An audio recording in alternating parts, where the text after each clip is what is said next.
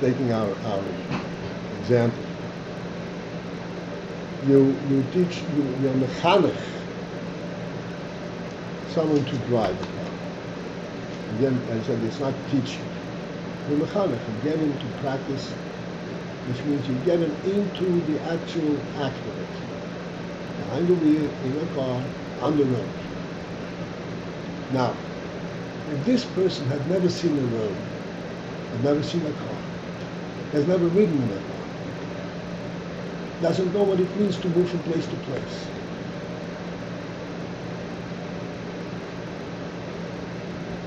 What are you doing there? I know what this is all about.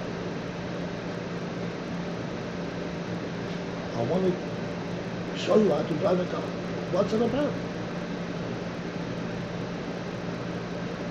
In other words, there is definitely the human intelligence preceding all things, and there is definitely the reality of the world in which I live. And the Chinuch consists in correlating, showing this world in which you live, that you are oriented with. Here are the qualities that you should identify with. And you will definitely identify with it. Why? Because you are a human being, because you have a neshama, you'll be able to identify with these qualities quite easily. But that's what the Chinuch is about.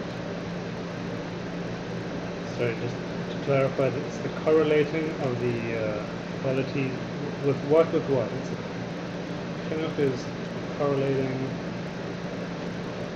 Chinuch is correlating the individual person, his sense of life, with the life in the world.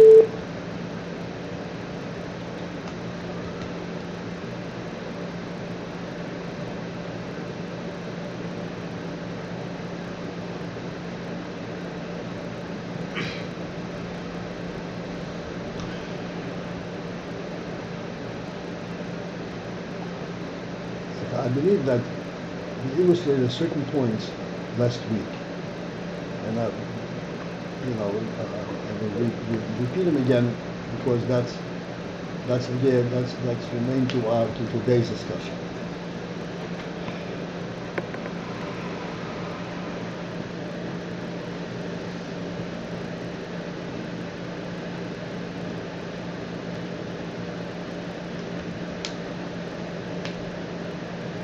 Take, for example, again, let's take a very simple illustration of driving a car. Everyone understands what it means to help someone, to train, to teach somebody, get somebody accustomed to driving a car. That's probably a more appropriate way, because you don't teach anything, you don't train him, you get him accustomed to driving a car. Now, when he's driving the car, he's going to be careful not to get off the road, not to hit anybody, not to get into hit the wall of the house. All of these things he will definitely be careful. Is that essentially that what's going to keep him on the road? What's going to keep him on the road? His fear of hitting the wall of the house? His fear of hitting another person? Please understand what I'm trying to say. He relates to the road. The road is a real thing. The road is not just a general thing. It's a real thing. He wants, he understands what the function of the road is. It's a humanly created entity that reflects the human perception of the world. Am I getting through it? The human perception of the world is that the world is an open place, and you should be able to get around, and there is things to be done everywhere in the world. The road is what connects all the various sections of the various places of the world. He relates to it. He doesn't become a familiar. He doesn't learn about it when he gets behind the wheel, because he relates to the road. This is how he This is how he practices it. Not because he's afraid to hit somebody. That's not the way you teach him. That's not what you are making him aware of. Make him aware. Look at the road, and it's not going to be. You don't trust the car that the car is going to go straight. It may seem that way, but it's not going to go straight by itself. You have to keep on adjusting. That's about it.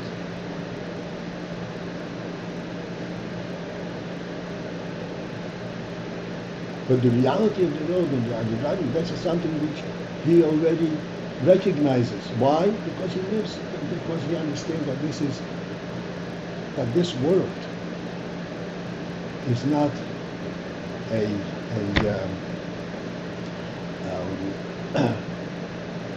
jungle, a meaningless place. Everything in this world is a reality. The roads, the road reflect directly his perception of what the world is. He feels perfectly comfortable in it. And this is why he sits down behind the wheel and he wants to drive.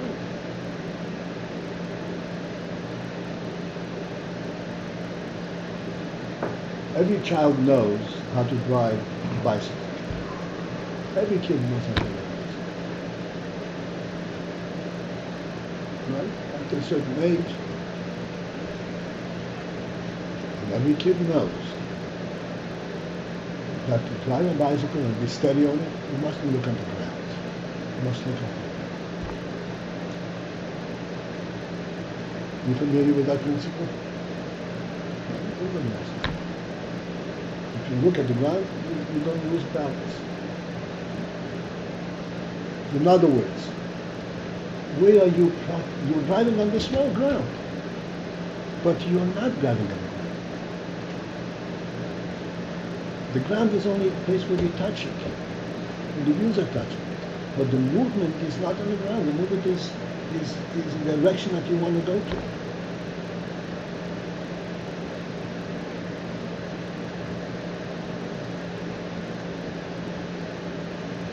This is such a simple and obvious point that everyone is familiar with. And it is illustrative for all aspects of human activity.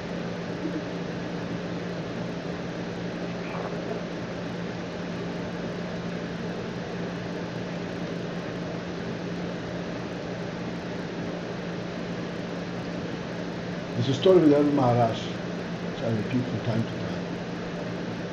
Rebbe Maharash, as he was a child, was playing with his friends in the courtyard on Chinuch Tzedek's courtyard. And there was a ladder standing, leaning on the wall, apparently a tall ladder. And the boys were playing, challenging each other, who can climb up the ladder higher. It was a pretty high ladder and pretty steep. And they were challenging each other. And as they were walking up the ladder, Chinuch Tzedek observed this game through the window.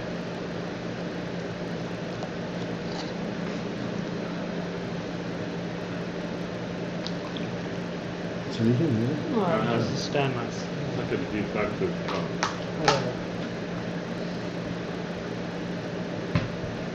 One after the other, they were climbing up the ladder. Each boy reached a certain height, higher or lower, and then they gave up and came back. None of them reached the top of the ladder. Then came the Maharash turn. He climbed up and I up to the ladder. And the game went on.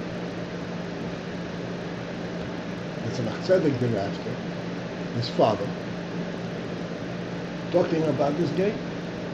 And he says, I observed that the other boys gave up at a certain height, and you went all the way up to, what's the reason? So the Rebbe answered him, it's very simple. They looked down, they went up, and they looked down to the ground. Everybody knows you can't look down. When you look down, your head begins to spin, and you get scared, and you go down. I didn't look back. I didn't look back. Just went up straight up, and I came back.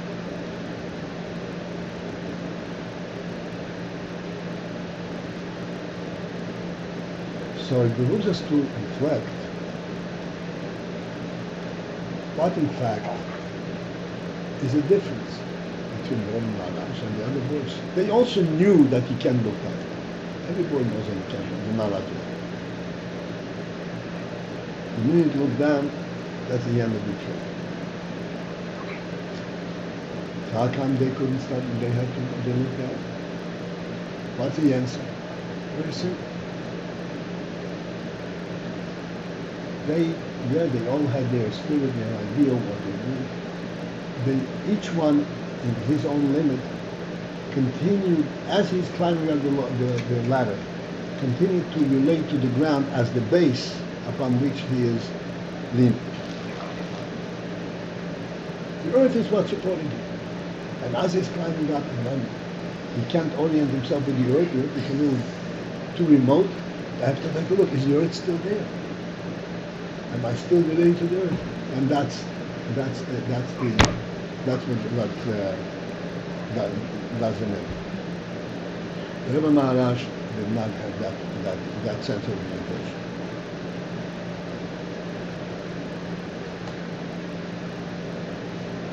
I don't want to assume so. This is an intellectual sense. I speak about this many times in having talk on intellect versus wisdom. The intellect, seichel is what gives us a sense of reality that is not dependent on words, on the physicality of the world. It's an neshama determination. Reality is there because the Eibusher created the world. And this is why things are real. Whether they're tangible or not tangible, doesn't determine. That's what seichel is. I mean, in the class, we always point out there are many things that people are so clearly related to, and they are totally intangible. You can't even explain what they are.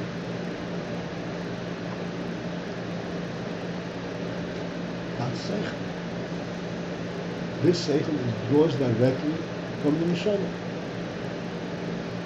To give it a definition of seichel is the neshama version, view of the world. How the neshama looks at the world, that's seichel. It's essentially the neshama in it. But it's not from the neshama on the neshama level, it's the neshama explaining to you what the world is. That's what seichel is. So therefore, all things in the world themselves become living entities, as with a meaning, with a sense. This is, by the way, this is what's called in Chassidus mahus. Mitzias and mahus. Mitzias is the form, the design of things. Mahus is what's its reality. What gives it a place? What gives it a means to be? Which means neshama, how the neshama affects reality.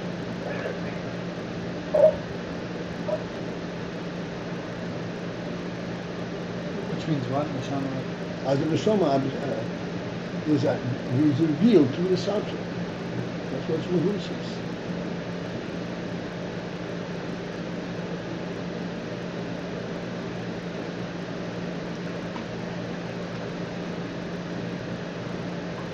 The principle of Chinuch. I said that opposed to education. In Chinuch, for example, I'm jumping a little bit, I'll come back. For example, in Chinuch, we do not limit ourselves what we are going to be mechanech our child to do. Whether he understands it or not, that's not the point. When he wakes up in the morning, you say, my God, does he understand what that means? You wash Nagelmans and make a broch. And you take a fruit and everything, you say, make a broch. What's that? Does he have a means to understand what it is? No. But he definitely has a means to relate to it. Why? Because the world is real to him. It's a living world. Of course, the world is not nothing. Is not there just by itself. The apple is being presented to me. It's a real thing. It's a living thing. This is why we don't limit, in Chinuch as to what we are going to teach a child. There was a Meister Babish Malamed who was suggesting that we don't learn the children starting from Bereshis because they're not capable of understanding it. The Rebbe says this Malamed doesn't belong to him. Why not? He's right. They cannot understand. Because at that stage, the learning is chinuch. Not a question that you learn. It's part of the chinuch. It's to relate to his word. Chinuch is trying to relate to his word. Just as in the case of driving a car. If in your world there is not a road, there is not a meaning to going from place to place, you can't put a person behind the wheel of a car. He doesn't know what it's about.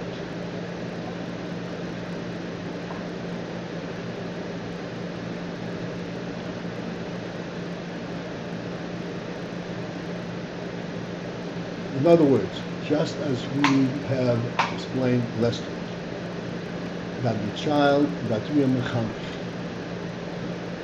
has a very profound insight, sense that of reality of life.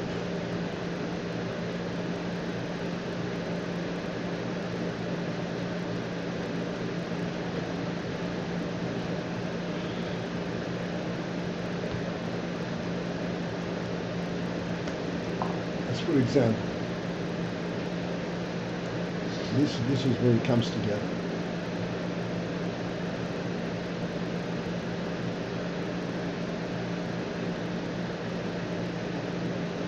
When you tell a child to sit by the table,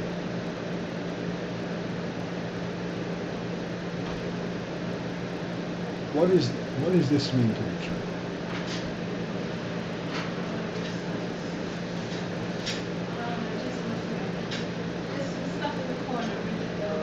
Well, no, I put it in the kitchen.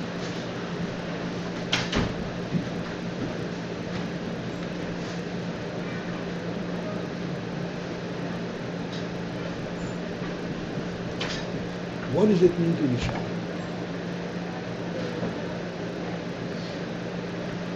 So, usually we would say, oh, the child learns how to be neat, how to be clean, how to be contained. None of the above. Of course, these things are coming along just like in driving. You have to drive, make sure you don't hit it. He literally relates to the phenomenon.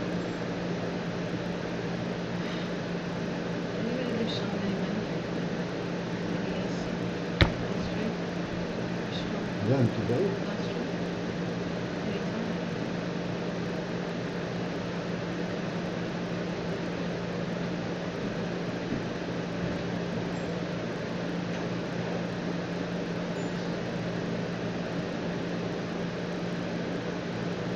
Let's step back and see a little bit what a table means to us.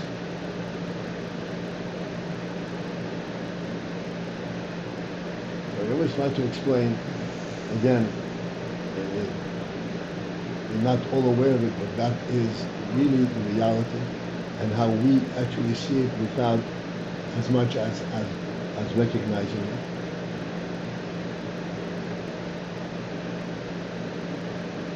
I'll step back a little bit out of the line here. We all understand, and so does a child, that a human being in this world is not there just to support himself and survive the world.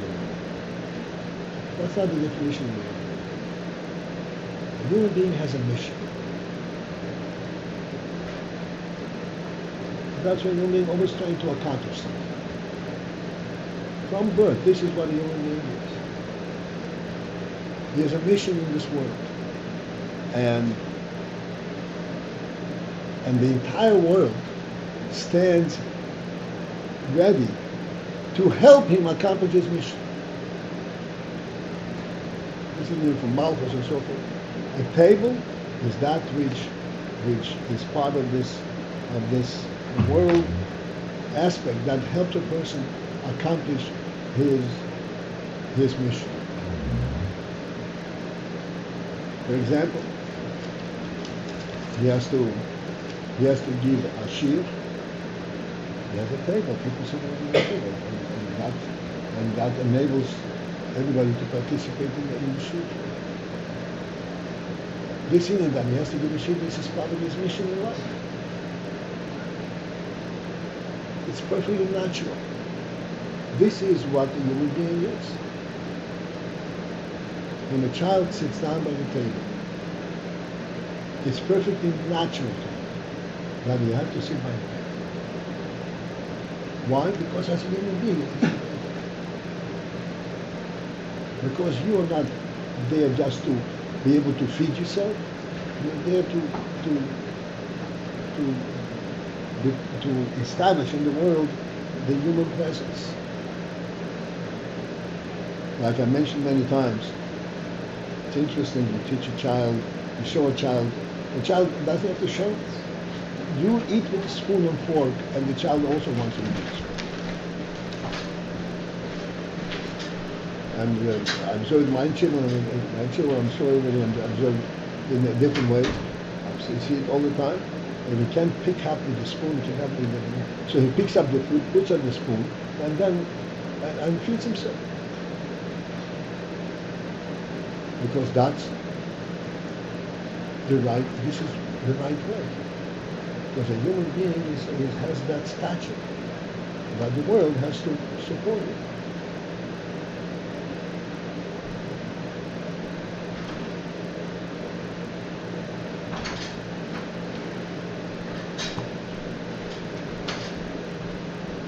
This is the world into which we are mechanech a child. In other words, when we mechanech a child, again, teaching is a different process. And the teaching of Aleph is, we want him personally to know what an Aleph is, what a base is, and so forth. To be able to repeat it and so on. Yes, indeed, the Aleph is true, and you'll find it in the Secretary, you'll find it in the Chumash, and so forth. But first of all, use the Aleph. But Chinuch is a different process completely. The very first step in Chinuch is that you're actually acting in the real world.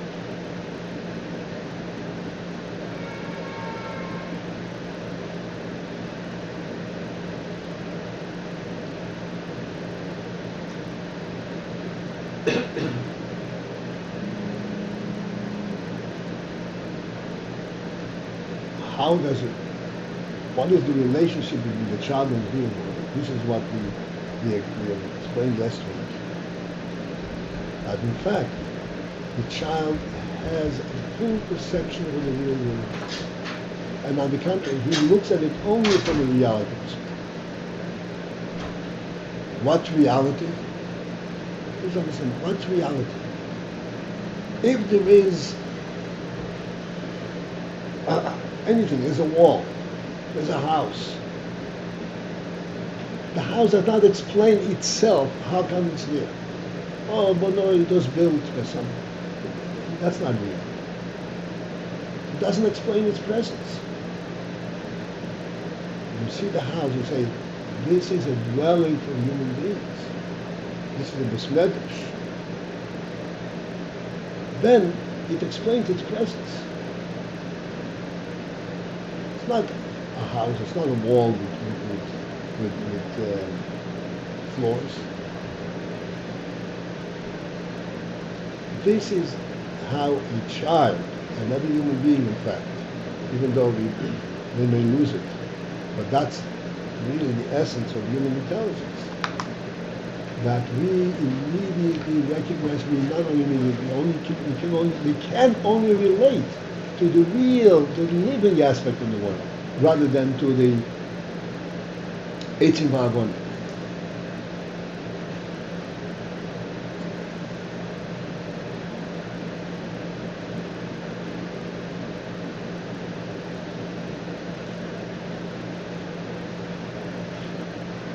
Therefore, part of Chinuch, as I said, part of Chinuch is when you take an apple, eat it with coke, have respect for it. So maybe should give it to him. He doesn't know what these words mean. But he knows because there's a reality to this apple. And make a bracha. When you tell him to make a bracha, he feels perfectly congruous to the reality of what he sees. Yes, of course you have to make a bracha.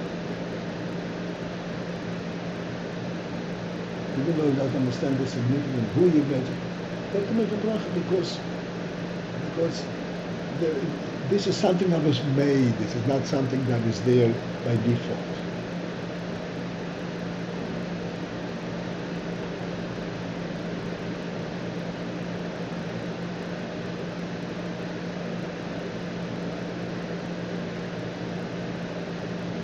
This is the seichel identification, definition of everything that we observe.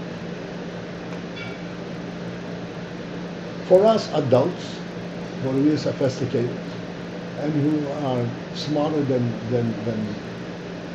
God, we say, no. The house is just a bunch of bricks built in a certain form. It so happens that people use it. That's it. That's a complete reverse of the truth. And that's not how we see it. And if we begin to see it that way because of whatever pressures, practical pressures, then we lose interest in life.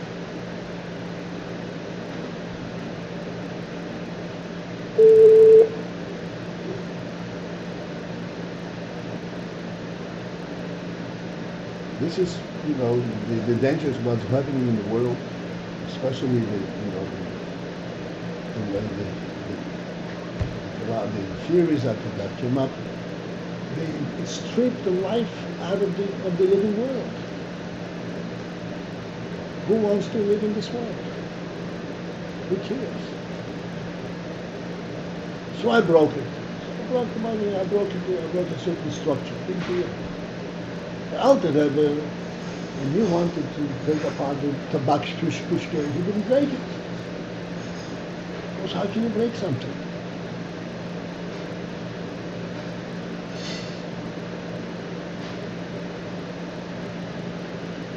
It has a spirit, it has a human thought, it has a human quality.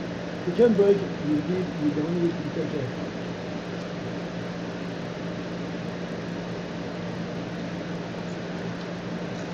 My point is, very important, that this is within the experience of the child.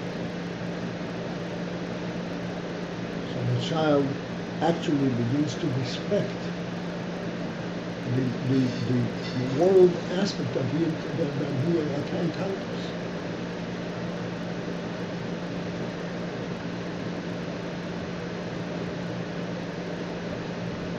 Everything is real.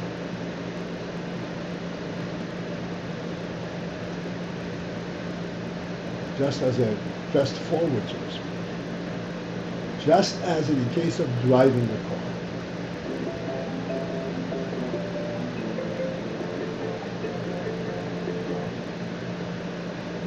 Just in the case of driving a car. One cannot learn how to drive. Manuel Medin cannot relate to it unless he knows the whole phenomenon of movement and going from place to place, and the road system and all that, if he has never seen it, he can then begin to orient himself. It's not a question of learning how to hold a wheel straight. It's just not real. There's a background reality that enables him to practice and to learn how to do simple activities. The same is true for a child. The child, through chinuch, grows up both knowing his own intelligence and knowing the reality of the world.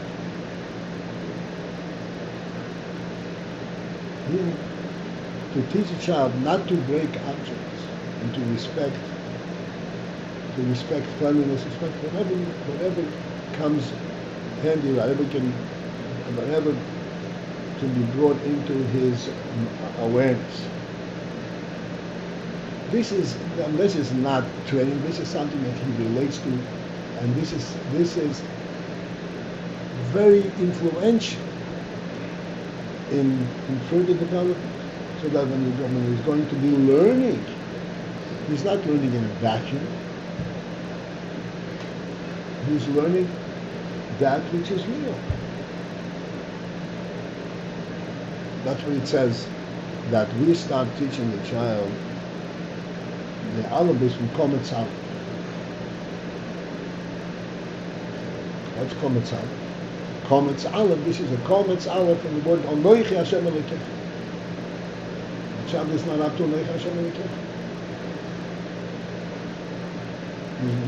He has to get there. But that's where you start.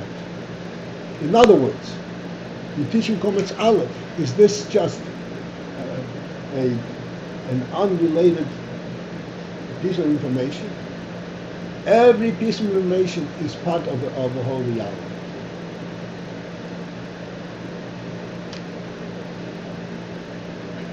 That's chinuch. That's chinuch. That's when the child is learning, whatever he's learning. He's not at a loss. He's at home. He's learning about the reality that he is familiar with, that he lives with.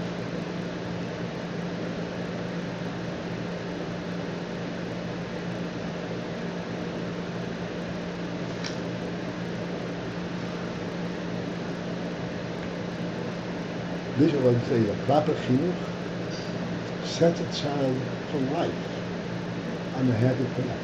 When he goes to yeshiva to learn, learning becomes an enjoyable process, a very enjoyable process, because he's learning about his world. He's not learning about something that is being put upon him. It's his world.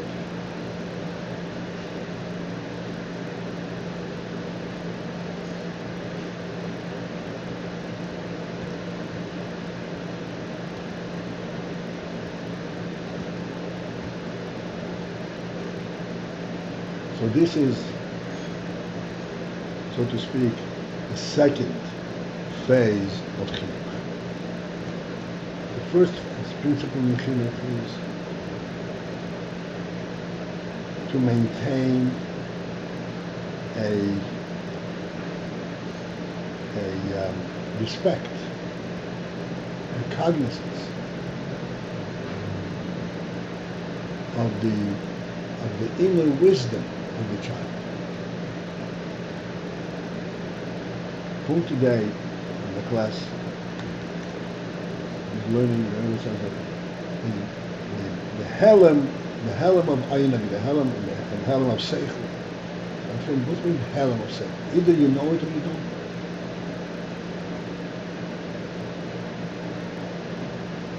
The helm of Seichel. This is what makes Seichel into Seichel.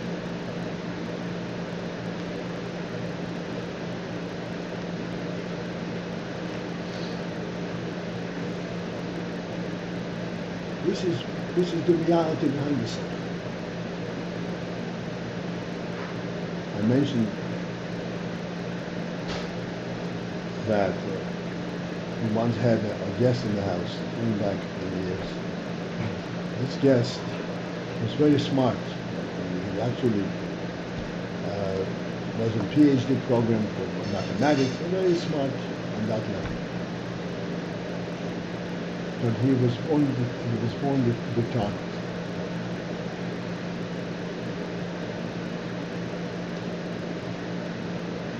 So he always used to say, me and my brother were both twins, we both were retarded, we both snapped out of it. We snapped out of it. Because we both became, strong mathematicians. What? Mathematicians. This guy used to sit by us a lot. He said, on the table, whenever we went to my in-laws, he came with us. He would sit by the table shots, while the night. And there is a moment of quiet and it goes. It goes off. We started talking. So I said, Shneir Zalman, I said, are you very tired? How come he goes away? There's nothing going on.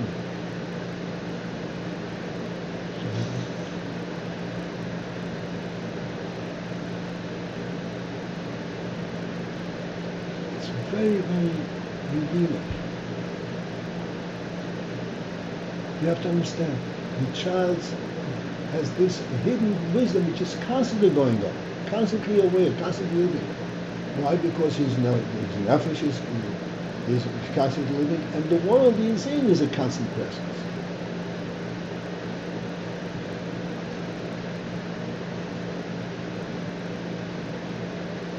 Through Chinuch, we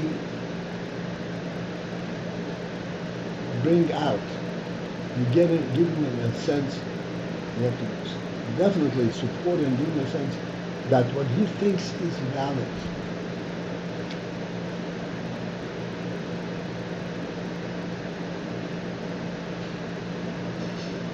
This is why the Shekhinah begins, Alivus Mekeh HaMaligi.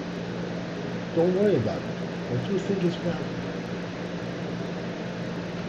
But you can argue it out with somebody else, it's immaterial. And that the world that you are observing is real.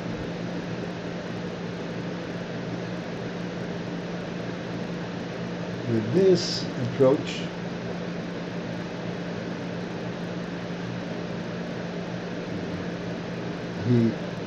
there is no limit as to what he will be able to tackle in the world, so to speak, and what he can relate to.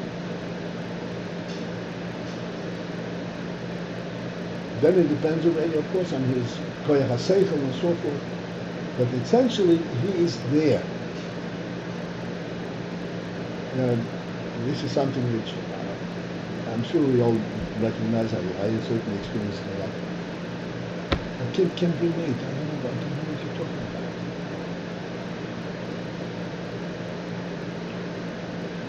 We spoke about last week the Rachmanos and the tzoros that are going on. And one of the tzoros that are going on in our own midst, a grown-up man, a time of somebody at 18, 19, 20 is a man, all of a sudden takes everything off, doesn't mean anything to him. Doesn't mean anything to him. How can I live like that?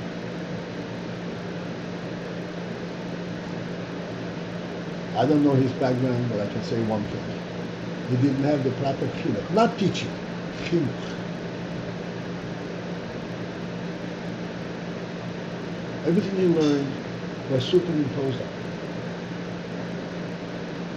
He didn't relate, he didn't see that he was part of reality. Where is the wisdom of a child? Where is the wisdom of the human being?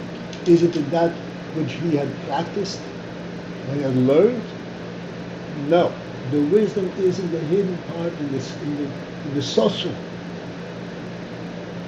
in the intellect that's processing all the time, that's alive all the time. Not the one that's saying, when you wake up, something's going up, what are you talking about? That's the wisdom. That is what Chinuch is. To awaken in the head of the child aware that he's alive all the time. Intellectually alive.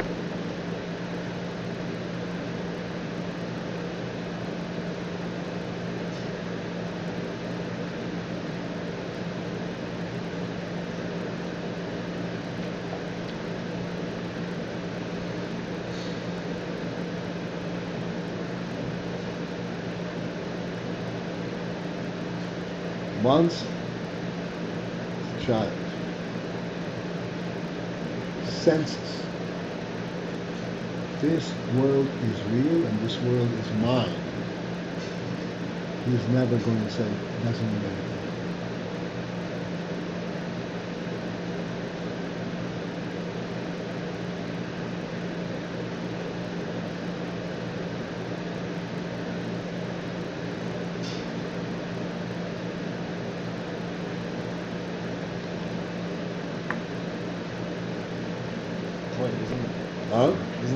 Isn't someone who does that have an issue specifically related to Yiddishkeit, not to the world, not to everything.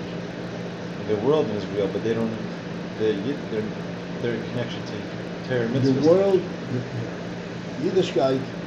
Okay, it seems that way, but it's not true. The reason he's not going to go stealing is because he's going to get caught.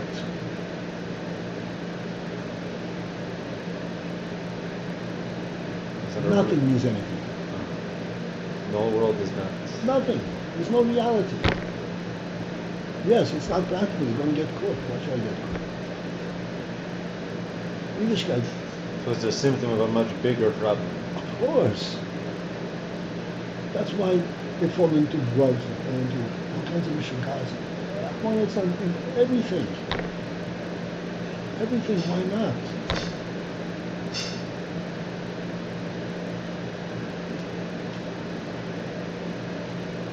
It's not Yiddishkeit, it's something. The whole human perspective. But why is the flip side true? Huh? Why is the flip side true? That if someone has the proper sense of reality, they're not going to do that. Of course. Because it's beautiful. That's Yiddishkeit will fit with it. Yiddishkeit and reality of the world, they go hand in hand. It's one and thing. Where does the reality of the world come from? What makes the world real? In other words, yes, it's real. But to substantiate, when once you grow up, you say, it's real, but how come? Who made it real? Where does it come from? Where does the spirit come from? Like we say, there's a human spirit, human intelligence. If without recognizing this intellect has a background of a neshama, of a higher intelligence, then it doesn't have a basis.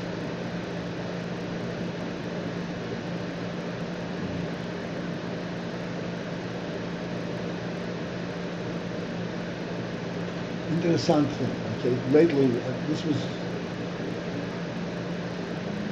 for some other reason. I came across a letter the Rebbe wrote to Shazar. Everybody knows Shazar was not a big chassid, was not a big tzaddik. Shazar was a Mapainik. All the years he was a Mapainik. A what? He was a member in the Mapai party. The Mapai, they were not the same party that Ben Gurion was. Okay, not big tzaddik. So but the Rebbe wrote such titles.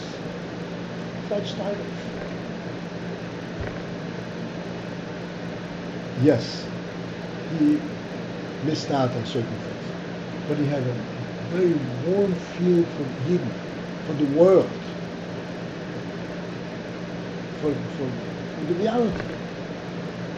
He was a real human being. He was a real human being.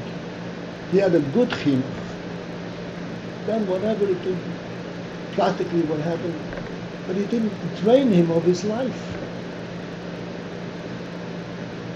He didn't drain him. He was a living human being.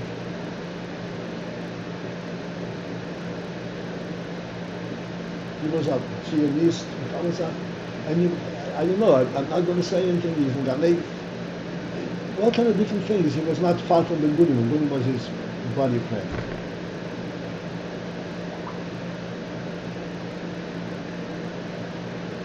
But he was a Chinuch, and Yisha Chinuch.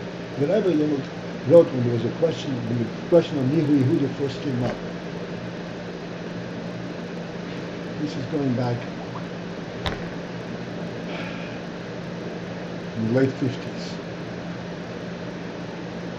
I remember during the various times spending there. And one of the big problems of this Mir Yehuda problem was that Ben Gurion himself, he didn't even realize that he had a chinuch from the outer hay. That if you play with this around, your children are not going to have anything close to what you have. But you didn't have the chinuch.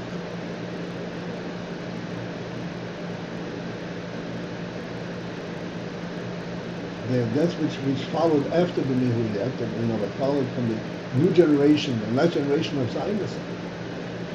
Ben Gurion couldn't relate to it.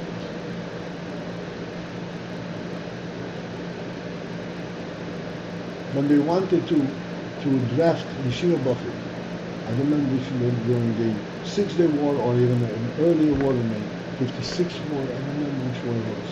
They wanted to draft Yeshiva Bachur. So Ben Gurion or Golda Meir, the same, said, no, now they should be in Yeshiva. We need the security. Yeah. The sense of the reality, this is part of the reality of the world. They agreed, disagreed, they wanted whatever. But when it came down to it, the sense, there's reality. This is what Shazar. Shazar was shown, but he didn't do for Prachabad, it's amazing.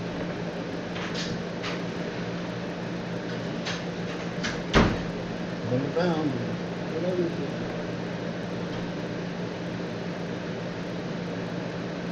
Because of the chinuch.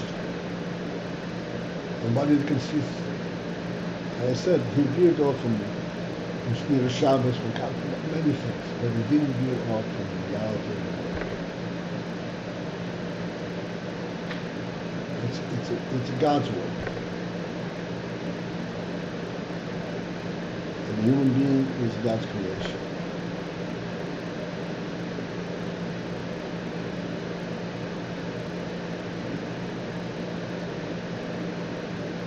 So, just to conclude, practically speaking,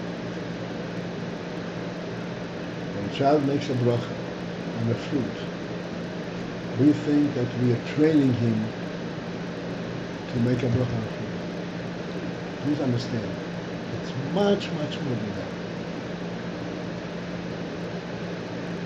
That fruit has a completely different significance when he makes a bracha.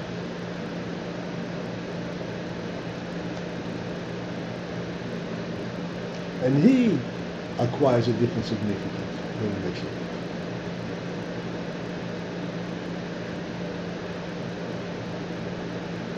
And it's for real.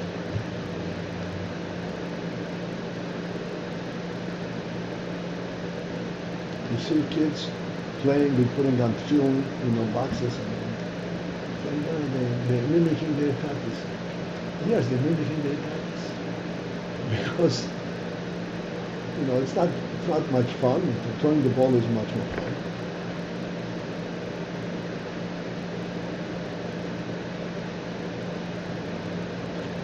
Because they too are real human.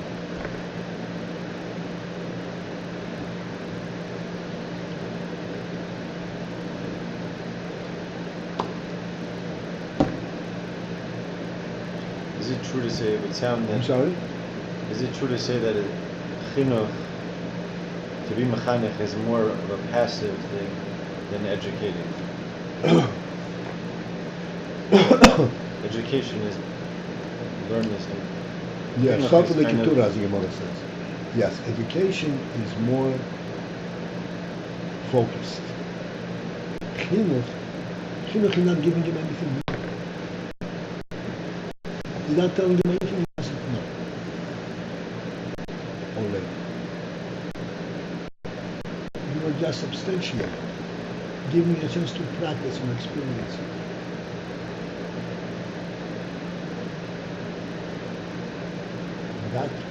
That way he wakes up. You bring out, the depth, the Chochmah Nisteres.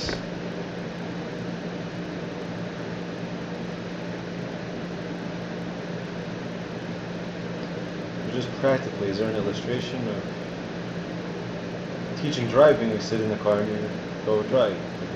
Chinuch, what's a how do you apply this? I'm saying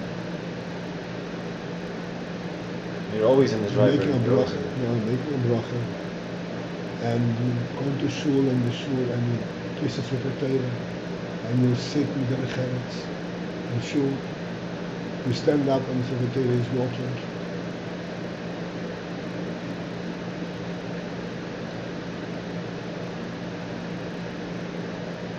All has to do with me. Stand up and whenever we say Shemoneh, he's a participant in the reality of the world.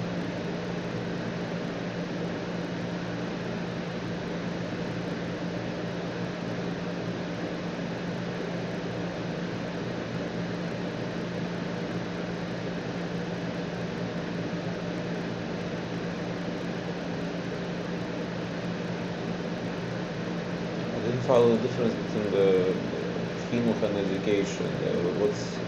How education is different than chinuch? Education is a totally different process.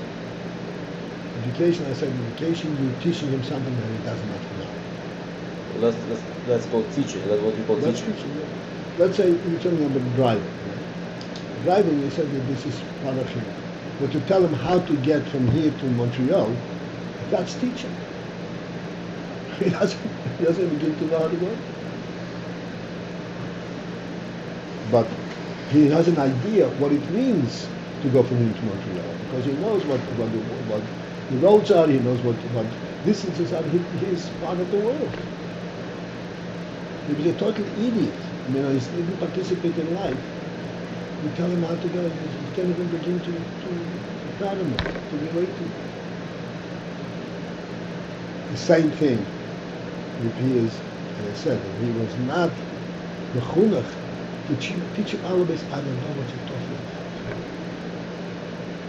You're forcing it down my throat. I don't know what you're talking about. Whereas you can see a child who is in it, he picks up all this. When the Tati Davos, he repeats the all of his comments, all of it. Davos, because he's a real participant.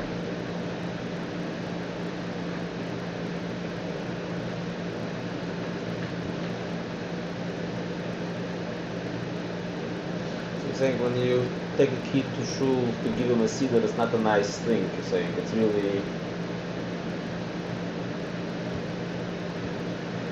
The rabbi insisted that the children have their own siddur, because they're real people. I had this experience, everybody probably had.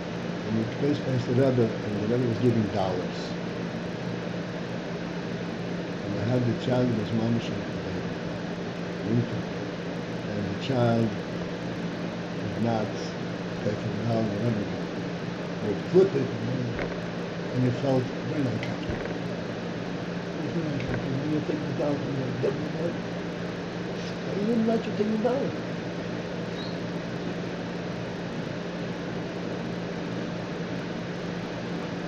Never wanted the kid to take the dollar. To this day, I'm eating myself out because this was the Rebbe was talking about. So the child, whenever the child touched the dollar, as soon as they touch the dollar, So I kind of helped him along. I said, that wasn't happening. It's too late. And he didn't take the whole dollar. I helped him along.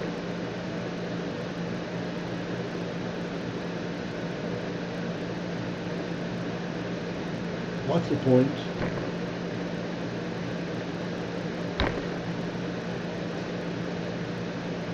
Is this training him?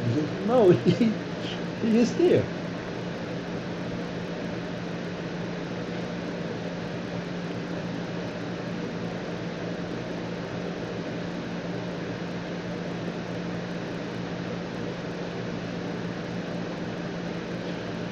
All right.